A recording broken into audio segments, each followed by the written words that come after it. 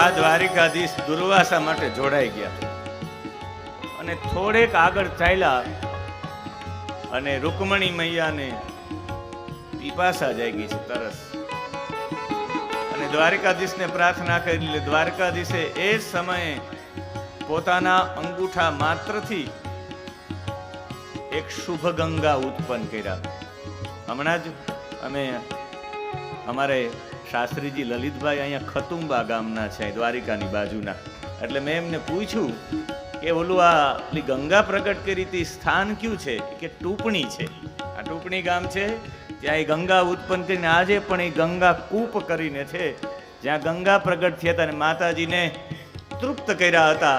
અને પછી માતાજીના વિયોગ માટે શાપ આપ્યો છે દુર્વાસાજીએ કે તમને કૃષ્ણનો વિયોગ પ્રાપ્ત થશે. અને પછી તો ભગવાન વિષ્ણુએ આવીને શાપ દૂર કર્યો. આખી સ્કંદ પુરાણમાં કથા છે. પણ મારે અત્યારે મૂળ કેવું કે શાપ શા માટે દુર્વાસાજી આપ્યો અને એના વિયોગમાં હું રહી ન શકું, એટલે મારે કૃષ્ણની સેવા કર્યા વિના કેમ રહું? અને માતાજી એક સ્વરૂપ તૈયાર કર્યું રેતીમાંથી, અને એ રેતીમાંથી સ્વરૂપ તૈયાર કર્યું ચતુર્ભુજ નારાયણનું સ્વરૂપ. અને પછી એમની સેવા કરી. એ રૂકમણીના હાથથી સેવા થયેલા સ્વરૂપ લાંબા ગાળે મોગલોના આક્રમણમાં ક્યાંક નીચે દરબાઈ ગયું. અને લાડવા ગામમાં મહાપ્રભુજી વલ્લભાચાર્યજીને દ્વારિકાધીશે સ્વપ્નમાં આવીને કહ્યું કે મારું સ્વરૂપ લાડવા ગામમાં છે, અને એ સ્વરૂપને લઈને જે સ્થાપિત કરવામાં આવ્યું છે બેટ દ્વારિકામાં છે, માં રૂકમણી મૈયાનું સેવિત સ્વરૂપ છે. આખું રેતીનું સ્વરૂપ છે. અને એ રેતીના સ્વરૂપને જો શાપ ન મળ્યો હોત દુર્વાસાનો, તો મને બતાવો આજે આવું સ્વરૂપ આપણે પ્રાપ્ત થતા બેટ દ્વારિકાનું? એટલે આવા શિવ સ્વરૂપ દુર્વાસાના શાપ છે ને, એ પણ આપણું કલ્યાણ કરનારા હોય છે. એવો અવતાર એટલે દુર્વાસા અવતાર એટલે શિવ અવતાર છે. તમે સપ્ત છો મોહન પ્યારા, તમે સૂર છો મુરલી વાળા. તમે સપ્ત છો મોહન પ્યારા, તમે સૂર છો મુરલી વાળા. તમે અલખ ધણીનું આરાધન, તમે સચરાચર ઉભનારા. તમે અલખ ધણીનું આરાધન, તમે સચરાચર ઉભનારા. તમે ફેરા ટાળ્યા ભક્ત ઉગાર્યા, તમે ફેરા ટાળ્યા ભક્ત ઉગાર્યા. સામવેદ વસનારા દ્વારિકા વાડા, દ્વારિકા વાડા, દ્વારિકા વાડા, દ્વારિકા વાડા. તારા સ્વરૂપ ન્યારા ન્યારા, મેં તો તન મન ધન હોવાયા. તારા સ્વરૂપ ન્યારા ન્યારા, મેં તો તન મન ધન હોવાયા. ઓ મોર મુકુટ ધરનારા, મારી ભૂલો ના ભૂલનારા. દ્વારિકા વાળા, દ્વારિકા વાળા, દ્વારિકા વાળા, દ્વારિકા વાળા, દ્વારિકા વાળા, દ્વારિકા વાળા. દ્વારિકાધીશ સાથે પણ દુર્વાસાએ આ રૂકમણીનો વિયોગ કરવાની પાછળનું કારણ હતું આપણે એક સુંદર સ્વરૂપ ઠાકોરજીનું મળ્યું છે. એટલે જ્યારે જેને પણ શાપ મળ્યા એ શાપ નથી, અનુગ્રહ છે. જેને આપણે શ્રાપ સમજીએ એ નથી શ્રાપ, એક પ્રકારનો અનુગ્રહ છે. લોકોની અંદરનો અહંકારનો સંહાર કરવા માટે, લોકોની અંદર કુભાવનાનો સંહાર કરવા માટે જે રુદ્રનો એક અવતાર થયો એ બીજો કોઈ નહીં, એ દુર્વાસા અવતાર છે. દુર્વાસા પણ શિવ અવતાર છે. અસંખ્ય અવતારો ભગવાને લીધા છે. કુંતીની પરીક્ષા, અમરીશની પરીક્ષા, રામની પરીક્ષા, ઇન્દ્રની પરીક્ષા, દ્રૌપદીની પરીક્ષા. આ દુર્વાસાએ દ્રૌપદીને આશીર્વાદ આપ્યા હતા. દુર્વાસા સ્નાન કરતા હતા અને સ્નાન કરતા કરતા સમુદ્રમાં એનું વસ્ત્ર છે તણાઈ ગયું અને એ નિર્વસ્ત્ર થઈ ગયા. એમને બહાર આવવું છે નદીના તટમાંથી, પણ કેમ બહાર આવે? વસ્ત્ર તો છે નહીં. અને દ્રૌપદી ત્યાંથી પસાર થયા અને એમણે જોયું કે કેટલા સમયથી ઋષિ નદીમાં છે, એટલે વસ્ત્ર જ જતું રહ્યું હશે. એટલે પોતાનો દુપટ્ટો એમણે ત્યાં કિનારા ઉપર મૂકીને જતા રહ્યા, અને એ દુપટ્ટો પહેરીને દુર્વાસા બહાર નીકળ્યા. દુર્વાસાએ આશીર્વાદ આપ્યા છે. દ્રૌપદીએ ચ વરમ પ્રાદાત તદ અંચલમ વિવર્ધનમ. તે અંચલમ તારો આ છેડો જે તારી ચૂંદડી છે તું મૂકીને ગઈ છે, તારો અંચલ વિવર્ધનમ વધતો જ રહેશે. એટલે દ્રૌપદીના છેડાઓ 1000 થઈ ગયા. દુર્વાસાના આશીર્વાદ છે. એટલે દુર્વાસા પણ, તમે કોઈને શાપ દેવા જાઓ તો શાપ સહન કરવાની પણ તૈયારી રાખવી પડે ને. તમે કોઈને થપ્પડ મારવા જાઓ તો સામેવાળો પણ તમને થપ્પડ મારે. દુર્વાસા કોઈને શાપ દેવા જાય તો સામે શાપ ન મળી શકે. પણ આ રુદ્ર અવતાર છે, સંહાર કરવા માટે ભગવાન શિવે એક અવતાર લીધો, એ દુર્વાસા અવતાર છે. સુત પૌરાણિક કહે કે ભગવાને ખાલી દુર્વાસા અવતારની સંહાર કરવા માટેની સેવા કરવા માટે પણ એક અવતાર લીધો. આમ તો વિષ્ણુનું હૃદય શિવ છે ને શિવનું હૃદય વિષ્ણુ છે. શિવ પોતાના ઈષ્ટ વિષ્ણુને માને છે અને વિષ્ણુ પોતાના ઈષ્ટ શિવને માને છે. જ્યારે વિષ્ણુ ભગવાનની સેવા કરવા માટે જાય, ભગવાન શિવજી તો હાથ જોડીને વિષ્ણુ ભગવાન કહે કે આપ મારા ઈષ્ટ છો, આપ મારી સેવા ન કરો. અને ત્યારે ભગવાન શિવજી કહે કે એક મને એવો મોકો મળે તો મારે સેવા કરવી છે મારા ઠાકોરજીની. અને એમના માટે જ્યારે ઠાકોરજી રામ બનીને આવ્યા ત્યારે વિચાર કરી લીધો કે મારે પણ હવે શંકર ભગવાન કે અવતાર લેવો છે. ને ભગવાન શિવે જે અવતાર લીધો એ બીજો કોઈ અવતાર નહીં, હનુમંત અવતાર છે. હનુમાનજી, કાલે આપણે જય શ્રી રામ છેલ્લે જોયું, એ હનુમાનજી સાક્ષાત શિવનો અવતાર છે. સમુદ્ર મંથન થયું ને સમુદ્ર મંથનમાં સૌથી પહેલા વેલા હળાહળ વિષ નીકળ્યું છે. અને આ વિષ નીકળ્યું એટલે બધા દેવતાઓ કહે હવે કોની પાસે લઈને જઈએ? કારણ કે સમુદ્ર મંથનમાં ટોટલી જેટલા પણ સ્વરૂપો હતા એ ટોટલી નારાયણના સ્વરૂપો હતા. સૌથી પહેલા ક્ષીર સમુદ્ર હતો, એ ક્ષીર સમુદ્ર પણ નારાયણનું સ્વરૂપ. પછી જે વાસુકી નાગનું દોરડું બનાવ્યું, હવે તમે નાગને દોરડું બનાવો તો એમાંથી વિષ ન નીકળે. એ નાગની અંદર યોગ નિંદ્રાના રૂપમાં પણ ભગવાન વિષ્ણુ નારાયણ જ હતા. યોગ નિદ્રામાં હોય તો એનું દોરડું બનાવી શકાય. એ મંદ્રાચલ પર્વત પણ ભગવાન નારાયણનું સ્વરૂપ હતું. એને ઊંચકવા માટે કોઈ ઊંચકી ન શકાય, એટલે ભગવાને ડાબા હાથી એક હસ્તે ન લીલા એક હાથથી ઉપાડી ગરુડ ઉપર સ્થાપી અને રાખી દીધો. સમુદ્ર મંથનમાં દેવતાઓ અને દાનવો સમુદ્ર મંથન કેમ મંદ્રાચલ પર્વતને મથી શકે, એ બધાના બાજુના બળમાં પણ ભગવાન નારાયણ હતા. એ જ્યારે મંદ્રાચલ પર્વત ડૂબવા માંડ્યો ત્યારે કાચબાનું રૂપ લઈને પણ ભગવાન 1,00,000 યોજન પીઠ મોટી કરીને આવી ગયા. એ પણ નારાયણનું સ્વરૂપ.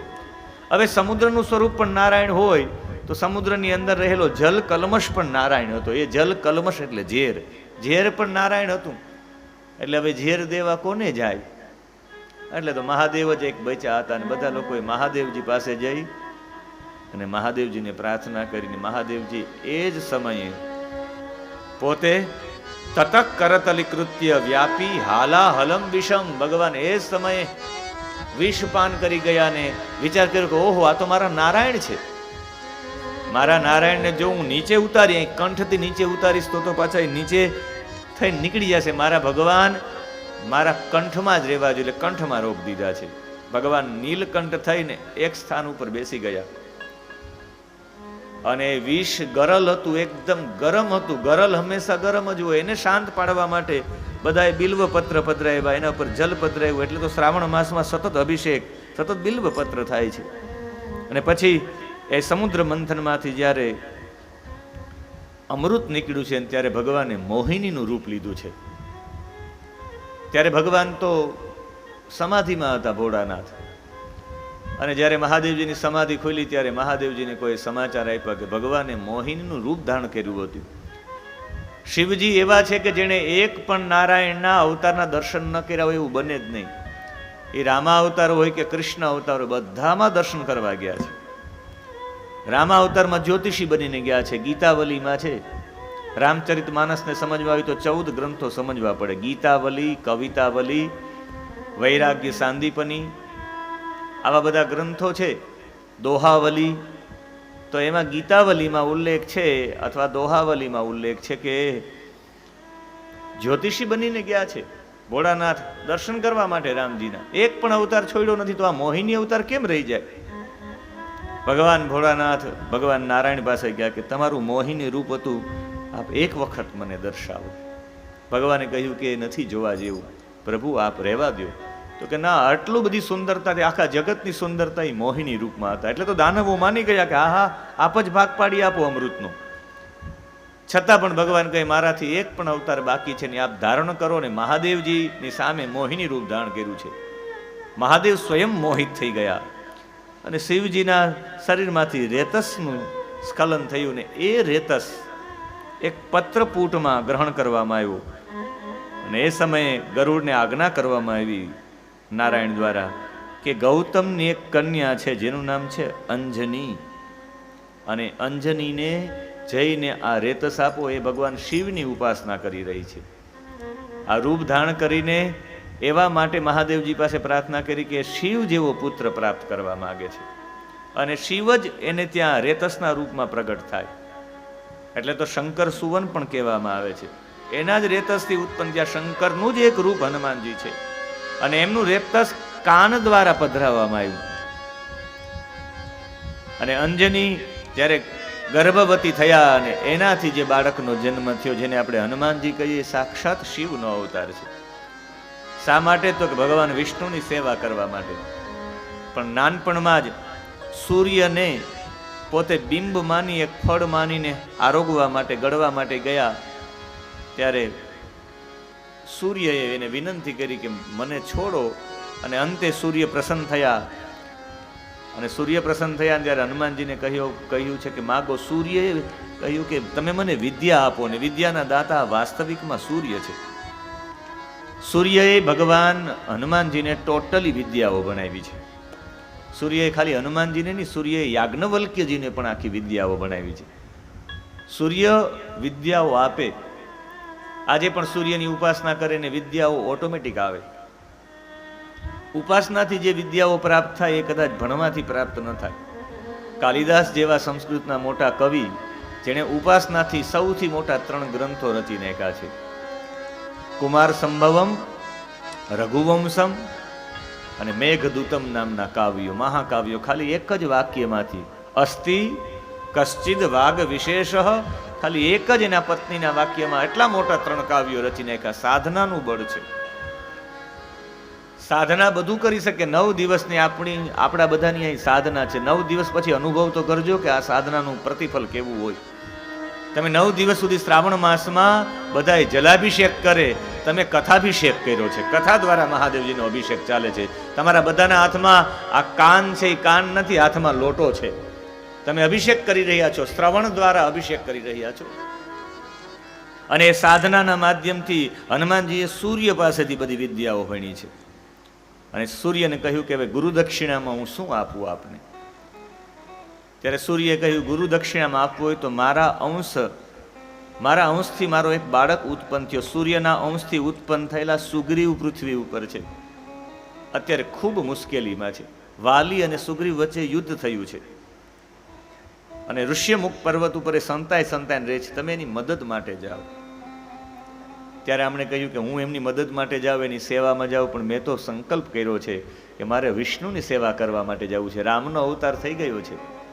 કહ્યું કે નીચે તમે એના માટે જાઓ, સુગ્રીવ સાથે રામજીની મિત્રતા કરાવી નાખજો ને પછી રામ તમને સદાય માટે મળશે. તમારે સેવા કરવી હોય તો સીધી સેવા નહીં મળે. તમે સુગ્રીવના અનુચર બનીને જાઓ. તમે સૌથી પહેલા સૂર્યનારાયણ કહે સુગ્રીવની સેવા કરો, અને સુગ્રીવની સેવા કરશો તો તમને બ્રહ્મ મળશે. આનો એક મતલબ એ પણ છે તમે સદગુરુની સેવા કરો તો તમને બ્રહ્મ મળે. હું તારા ગુરુ છું સૂર્ય કહે, તો મારા અંશરૂપી સુગ્રીવ છે, તો તમે ગુરુની સેવા કરો, બ્રહ્મ તમને સામેથી મળશે. અને ખરેખર સુગ્રીવની સેવા માટે હનુમાનજી પધાર્યા એટલે બ્રહ્મ સામેથી આવ્યા. સુગ્રીવની સેવા હનુમાનજી કરતા હતા અને રામ અને લક્ષ્મણ બંને સીતાજીની ખોજ કરતા કરતા એ ઋષ્યમુખ પર્વત ઉપર આવે છે ને હનુમાનજી સુગ્રીવ સાથે પછી મુલાકાત કરાવે છે. હનુમાનજી જ્યારે મળે છે ત્યારે સ્પષ્ટ રીતે સંસ્કૃતમાં બોલે છે રામ અને લક્ષ્મણની સામે. એક એક અક્ષર છે એ ક્યાંય પણ રોકાતો નહીં, એક પણ અક્ષર તૂટે નહીં, એમ એક પણ અક્ષર એવો નહીં કે અશુદ્ધ. એનાથી ખબર પડી ગયું તમે સંસ્કૃતનું વ્યાકરણ ભણેલા છો. લક્ષ્મણજી કહે રામજીને કે આ તો સંસ્કૃતનું વ્યાકરણ ભણેલા છે. અસંદિગ્ધમ, એક પણ જગ્યાએ સંશય ઉત્પન્ન થાય એવા શબ્દો બોલે છે. અવિલંબિત, ક્યાંય પણ વિલંબ થાય એવા વાક્યો નથી, એકદમ સ્પષ્ટ ભાષામાં બોલે છે. અને ત્યારે હનુમાનજી એમને લઈ જાય છે ઋષ્યમુખ પર્વત ઉપર ને સુગ્રીવ સાથે મિત્રતા કરે છે, અગ્નિની સાક્ષીએ મિત્રતા કરાવે છે. અને હનુમાનજી ત્યારથી રામજીની સેવામાં આવી જાય છે. હનુમાનજી એટલે જેણે પોતાના જીવનને સંપૂર્ણ સેવા સાથે જોડી રાખ્યો છે. જ્યારે વિભીષણ સાથે ચર્ચા થાય ત્યારે પોતે કહે છે કે હું તો ખરેખર લાયક નથી, આ સેવકનો ગુણ છે. સેવક પોતાની મોટાઈ કરે જ નહીં, પોતાના જીવનને સૌથી નાનું બતાવે. સેવક દાસ્ય ભક્તિના આચાર્ય છે હનુમાનજી મહારાજ. જેણે દાસ્ય ભક્તિ કરવી છે, જેણે કોઈનું દાસ થઈને રહેવું છે, દાસ થવા માટે જ આવ્યા હતા ભોળાનાથ. ભોળાનાથ બતાવે છે કે અમુક સમય એવો આવે ત્યારે કોઈના દાસ પણ બની જાવ. ક્યારેક ક્યારેક નાનું થવામાં જેટલો આનંદ છે એટલું મોટું થવામાં આનંદ નથી. વિભીષણને કહે કે પ્રભુની તો પ્રીતની આ રીત જ છે, મારા જીવને જોવો તો ખરા, અમે તો ચંચલ જાતિમાં ઉત્પન્ન થયેલા વાનરો છીએ. હું ચંચલ જાતિનો વાનર છું અને બધા પ્રકારે નીચો છું, છતાં પણ મારી ઉપર હું એક પણ કુલીન, મારી અંદર કુલીનતા તો બતાવો. ઊંચા કુળનો પણ નથી, ચંચળ કુળનો છું.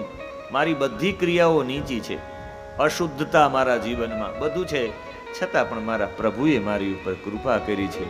અને વિભીષણને પોતાની દાસ્ય ભક્તિનો પરિચય આપે છે કે સવારમાં જે વ્યક્તિ મારું નામ લે આ હનુમાનજીનો ભાવ છે. જે વ્યક્તિ પ્રાતકાલ અમારું નામ લે એને આખો દિવસ ભોજન ન મળે. કારણ કે હનુમાનજી કહેવા માંગે કે મારું નહીં, મારા ભગવાનની મહત્તા છે. મને મહાભારતનો એક પ્રસંગ યાદ આવે કે આ હનુમાનજી કોણ છે. કે હનુમાનજી વિશે કહેવામાં આવ્યું છે, હનુમાન મહાવીરો રામ કાર્ય કરન સદા, રામદૂતાભિધો લોકે દૈત્ય ઘનો ભક્તવત્સલ. કેટલા ભક્તવત્સલ છે. મહાભારતની એક કથા છે સૌગંધિક વનમાં. એ સૌગંધિક વનમાં જ્યારે પાંડવો પહોંચે છે સૌગંધિક વનમાં, ત્યારે એક ગંધમાદન પર્વતની ઉપરથી આમ ઉડતું ઉડતું એક કમળ આવે છે અને એક કમળ દ્રૌપદીની બાજુમાં પડે છે. દ્રૌપદી એ કમળને જુએ છે, એટલા બધા પ્રસન્ન થઈ જાય, પણ એ જ એક જ ક્ષણમાં પ્રસન્નતા મલિનતામાં ફેરવાઈ જાય. સૌથી મહાભારતમાં કોઈ દ્રૌપદીને સૌથી વધારે સ્નેહ કરતું એવું પાત્ર છે તો એ ભીમ છે. ભીમ દ્રૌપદીને ખૂબ પ્રેમ કરતા. જ્યારે કીચકનો વધ કર્યો એ પ્રસંગ વાંચો તો ખ્યાલ આવે. આ શિવપુરાણ છે એટલે હું એમનો ઉલ્લેખ નહીં કરું, પણ અતિ પ્રેમ કરતા. કે તમે નારાજ કેમ થઈ ગયા છો કે મને મારા પતિ 5 છે ને મારી પાસે પુષ્પ એક જ છે, આ કમળ. મારે એવું હતું કે આ 5 મારા પતિને 5 કમળ આપું. આમ ગંધમાદન પર્વતની ઉપર આ થી આવ્યું છે, એટલે ગંધમાદન પર્વતને ઓળંગીને ક્યાંકથી આ કમળ આવ્યું હશે. હું હમણાં જ આવું છું. કહ્યું કે ગંધમાદન પર્વતની ઉપરના ભાગમાં બધા રાક્ષસો રહે છે, એટલે આપ ન જાવ તો સારું. તો એમણે કહ્યું કે ના ના, હું તો જઈશ જ, આપના માટે હું કમળ લઈને જ આવીશ. અને એ સૌગંધિક વનમાંથી નીકળ્યા છે ભીમ. અને જ્યારે એ ગંધમાદન પર્વત ઉપર જાય છે, એ ગંધમાદન પર્વત ઉપર હનુમાનજી હોય છે. હનુમાનજી રસ્તામાં ગંધમાદન પર્વત ઉપર નાનકડી એવી કેડી છે. આજે પણ ગંધમાદન પર્વત ઉપર સૌથી વધારે કેળા થાય છે. આજે પણ ગંધમાદન પર્વત ઉપર વાનરોનો વાસ છે. હનુમાનજી ગંધમાદન પર્વતની એક નાનકડી એવી કેડી ઉપર બેસી ગયા. હનુમાનજી પણ શિવ અવતાર છે. ખ્યાલ કેવી રીતે આવે? આ બે પ્રસંગોથી ખ્યાલ આવે કે હનુમાનજી શિવ અવતાર હતા. શિવે હનુમાનજીનો અવતાર સેવા માટે લીધો છે. બેસી ગયા એ રસ્તામાં, વૃદ્ધ વાનરનું રૂપ લઈને બેસી ગયા. ત્યાંથી ભીમ પસાર થયા. ભીમે વિનંતી કરી કે ભાઈ સેજ ખસી જાવ ને આ માર્ગમાંથી. તો કે હું બહુ વૃદ્ધ છું, ઊભો થઈ શકું એમ નથી, મને ઓળંગી જા. પેલા તો હનુમાનજી એવું કીધું, મને ઓળંગી જા. અને ત્યારે જે શબ્દો હનુમાનજીને ભીમે કહ્યા છે એનાથી હનુમાનજી રાજી થઈ ગયા કે મેં એવું મારા ગુરુજનો પાસે સાંભળ્યું છે કે પરમાત્મા નિર્ગુણ પરમાત્મા દરેક પ્રાણીઓના શરીરમાં વ્યાપ્ત રૂપે રહે છે. દરેકની અંદર એ નિર્ગુણ પરમાત્માના રૂપમાં પરમાત્મા વ્યાપ્ત છે. દરેકની અંદર પરમાત્મા છે. એટલે હું તમને ઓળંગું એનો મતલબ થાય પરમાત્માને ઓળંગું. મને પાપ લાગે. આપણે ભગવાનની શિવલિંગ હોય તો શિવલિંગને થોડા ઓળંગીએ કોઈ દિવસ. ભગવાનની મૂર્તિ હોય એને પણ ન ઓળંગીએ. તો એ પરમાત્મા વ્યાપક રૂપે બધાની અંદર તો છે જ, એટલે તો આપણે જીવીએ છીએ. એટલે તો આપણી સંસ્કૃતિમાં બતાવ્યું છે કોઈને ઓળંગી જાય તો પગે લાગવું. ક્યારેક ઓળંગવું પડે તો પગે લાગવું પડે, કારણ કે એની અંદર નિર્ગુણ પરમાત્મા વાસ કરે છે. એટલે તો આપણે કહીએ કે જે કોઈને ઠેકી જાય એ બહુ ઊંચા ન થાય એવી કહેવત છે. એ બાટકા જ રહે એટલે ઓળંગે નહીં કોઈને. એટલે આપણે ગામડાઓમાં ડોહીમાં એવું કહેતા હોય છે કે ભાઈ કોઈને ઠેકતો નહીં હો, બાકી લંબાઈ નહીં વધે. એની પાછળનું કારણ એ કે કોઈની અંદર પરમાત્મા બિરાજેલા છે એને ઓળંગવું નહીં. ધીમે કહ્યું કે હું ઓળંગીશ નહીં, હું ઓળંગીશ તેનો મતલબ થાય પરમાત્માને ઓળંગી. ત્યારે હનુમાનજી આ વાતથી પ્રસન્ન થઈ ગયા. ભગવાને પોતાનું રૂપ બતાવ્યું કે હું પણ વાયુ પુત્ર અને તમે પણ વાયુ પુત્ર. હું તમારી ઉપર પ્રસન્ન થયો ને તમારી જ્યારે તમે યુદ્ધ કરવા માટે તમારું યુદ્ધ થશે જ કૌરવો સાથે, અને ત્યારે હું અર્જુનના રથ ઉપર બેસીશ. તમારા મુખ્ય લડવૈયા અર્જુન છે. અર્જુનના રથ ઉપર બેસીશ અને હું ભયંકર એવા અવાજ કરી, અવાજના કારણે લોકો એકદમ ભયભીત થઈ જશે. અને એક પણ અર્જુન ઉપર આવતું બાણ છે એ મારા રામની ભક્તિની શક્તિથી અર્જુનને એક બાણ નહીં લાગવા દઉં. આ મારી ખાતરી છે, તને આશીર્વાદ આપું છું. હનુમાનજીએ એવું ન કહ્યું કે મારી શક્તિથી, મારા રામની ભક્તિની શક્તિથી હું આશીર્વાદ આપું છું. અર્જુનના ઝંડા ઉપર હું બેસીશ. એટલે તો કપિધ્વજ કહેવાનો આવે અર્જુનનો રથ. અને સામા પક્ષના બાણથી હું અર્જુનને બચાવીશ. આ આશીર્વાદ હનુમાનજીએ આપ્યા છે. એનો મતલબ છે કલ્યાણ કરવાની ભાવનાથી આ બધું છે એ મારું નહીં, મારા રામની ભક્તિ છે. આવી કલ્યાણની ભાવના, સારા લોકો છે એના પક્ષમાં રહીને મારે એનો બચાવ કરવો જોઈએ. આ છે શિવ ભાવના, કલ્યાણની ભાવના. અને પોતે એ કલ્યાણની ભાવના વ્યક્ત કરતા કહે કે જે દિવસે કોઈ મારું નામ લે એ દિવસે એને ભોજન ન મળે. એનો મતલબ મારા કરતા મારા ભગવાનનું નામ મોટું છે. મારું નામ નહીં, મારા રામનું નામ લઉં. આ છે દાસ્ય ભક્તિ.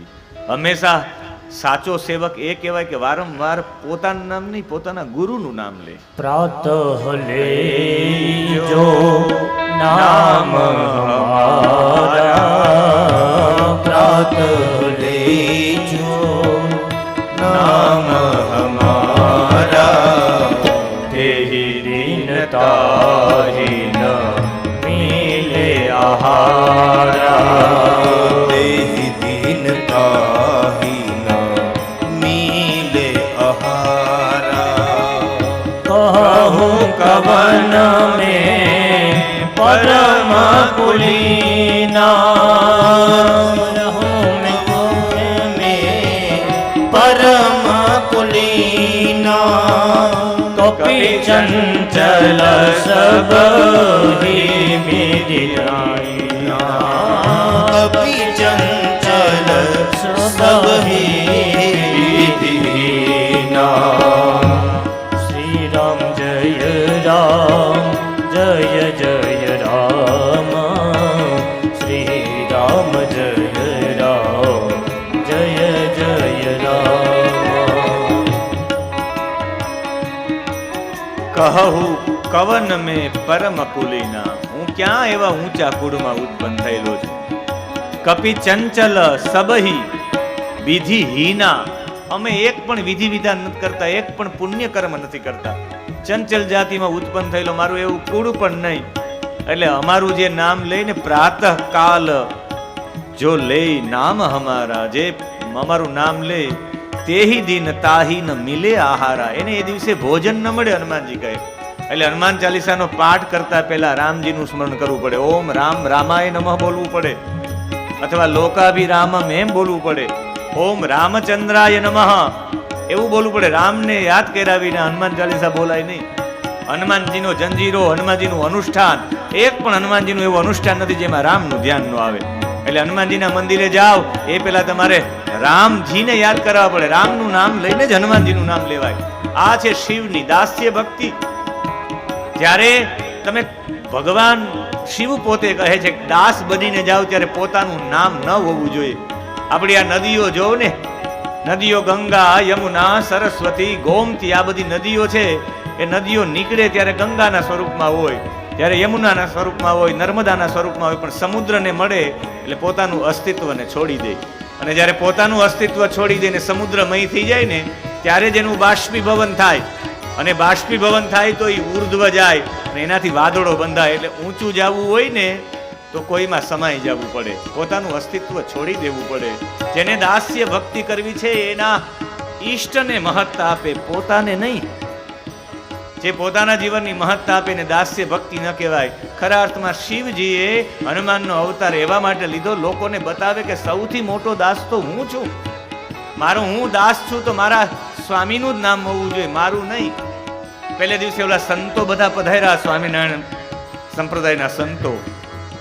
તો એમાં હું એક બે સંતોને ઓળખતો હતો, એટલે મેં ઉલ્લેખ કર્યો કે ફલાણા ફલાણા સંત પધાર્યા છે. તો એ બધાએ ઈશારો કર્યો ગોવિંદ સ્વામીજી તરફ, આમનો ઉલ્લેખ કરો. એમ એ એવા માટે કરો કે અમારું નામ નહીં આવે તો ચાલશે, અમારા ગુરુનું નામ આવે ને એટલે એમાં અમે બધાએ આવી ગયા. એમ અમારા ઈષ્ટનું નામ આવે એટલે અમે બધા આવી ગયા. રામનું નામ આવે એટલે હનુમાનજી આવી ગયા.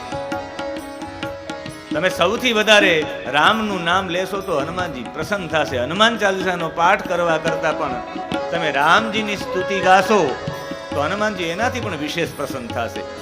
આ છે શિવજીની દાસ ભક્તિ, દાસ્ય ભક્તિ. હું જેનો થઈને રહ્યો પછી મને ગમે તે કામ સોંપે. રામજી હનુમાનજીને જે પણ કામ સોંપ્યું છે એ કામ સંપૂર્ણ પૂર્ણ કર્યું છે. ને આ હનુમાનજી જે કહેવા છે કે એમણે કહ્યું, ભગવાન મારે તમારા ભેગું સાકેત ધામમાં નથી આવવું. કહ્યું કે કેમ?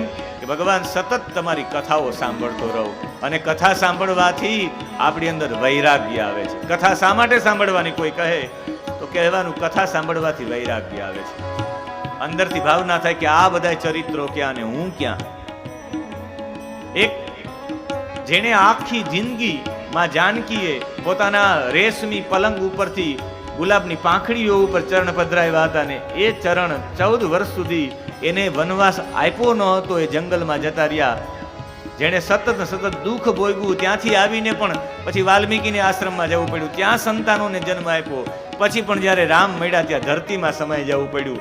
આખું જીવન જેણે તપ કર્યું, સાધના કરીને આખું જીવન જેણે ભગવાનના વિયોગ માર્યા. તો આપણે સમજવું પડે કે આપણે સામાન્ય દુઃખ આવે એમાં માવતરના ઘરે ન જવાય. સામાન્ય એવું કોઈ ટોર્ચર કરે, એકાદ મહિનો કે 5 મહિના ક્યાંક દુઃખમાં કાઢવા પડે તો એમાં બીજું બધું વિચાર કરાય નહીં. આવા બધા ચરિત્રો આપણે સમજાવે, નાની નાની બાબતમાં દુઃખ ન કરવું જોઈએ. જય જય જય હનુમાન ગુસાઈ, જય જય જય હનુમાન ગુસાઈ. કૃપા કરો ગુરુદેવ કિનાઈ, કૃપા કરો ગુરુદેવ કિનાઈ. એક સેકન્ડ માટે હનુમાનજીને આપણે એમ પણ ન સમજીએ કે સેવક હોય બુદ્ધુ હોય, સેવા કરતા હોય બુદ્ધુ હોય એવું માનવાની જરૂરિયાત નથી. કે કઈ ન આવડતું એ બધા સેવા કરે, એવી કોઈ બાબત નથી. ઉચ્ચ જ્ઞાન વાળા પણ સેવા કરે, એવું કોઈ જરૂરિયાત નથી કે સેવા કરતા હોય ઊંચા જ્ઞાન વાળા ન હોય.